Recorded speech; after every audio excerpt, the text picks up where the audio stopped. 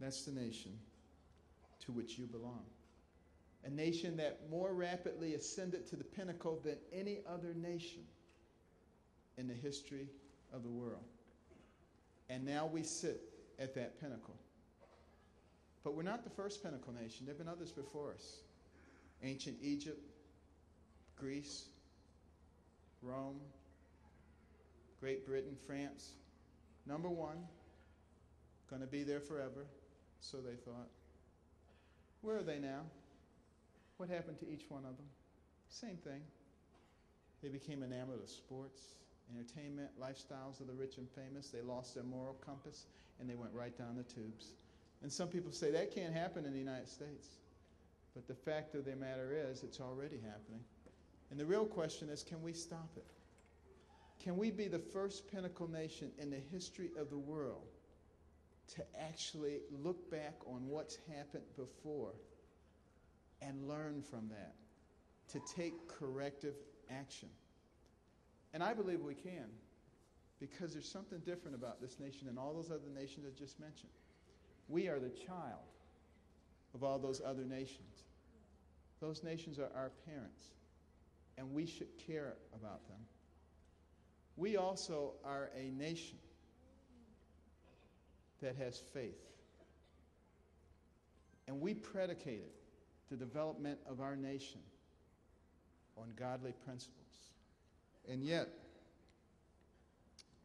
forces of political correctness are causing some people to be willing to renounce that faith and that belief that made us into the nation that we are now. Just to give you an idea before I stop of what this nation has meant to the world. 300 years before this nation, 500 years before this nation, 1,000 years before this nation, 2,000 years before this nation. If a farmer had his corn and it was ready to go in the market, what did he do? He put it on a cart, hooked up his horses, and took it into the market. Within 200 years of the advent of this nation, men were walking on the moon. It gives you some idea of what happens when you put the right kinds of things in place. And therefore, graduates, I want you to have a dream. And I want you to be proud of who we are. And to use your God-given talents to make it into an even greater place. You know, a few years ago, some lawyers came to my wife and I, and they said, you can't put your Think Big banners up in public schools because the G stands for God. And the First Amendment says there can be no government sponsorship of religious expression. Well, I reminded them that the First Amendment also says there can be no government suppression of religious expression. So we had a rather vigorous argument. And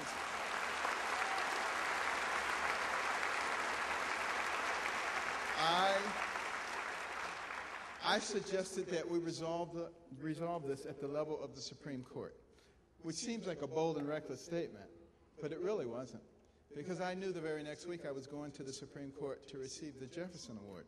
So I figured I would ask while I was there, and I did. And just as Sandra Day O'Connor said, they were all wet. They had no idea what they were talking about. They had no idea what separation of church and state meant. Of course you could put that up. And people who say silly stuff like that, what do they know about our nation? What do they know about its history? Do they know that during the Continental Congress, when the nation was about to split apart, that Benjamin Franklin stood up in front of that assembly and he said, gentlemen, stop. Let's get down on our knees and let's seek wisdom from God.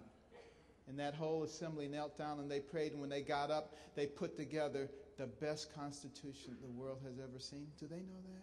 Do they realize that our founding document,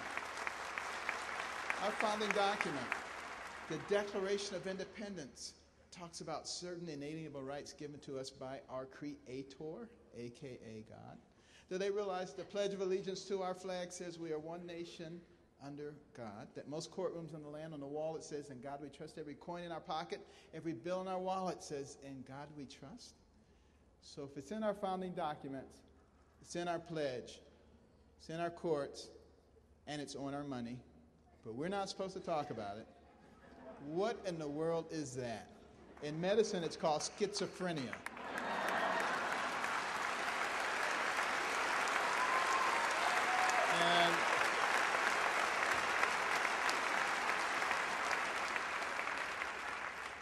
And as you all go out to make your mark on the world, I hope you will remember that it's okay to live by godly principles of loving your fellow man, caring about your neighbor, developing your God-given talents to the utmost so that you become valuable to the people around you, of having values and principles that govern your life. And if we do that, not only will we remain a pinnacle nation, but we will truly have one nation under God, indivisible, with liberty and justice for all. Thank you, and Godspeed.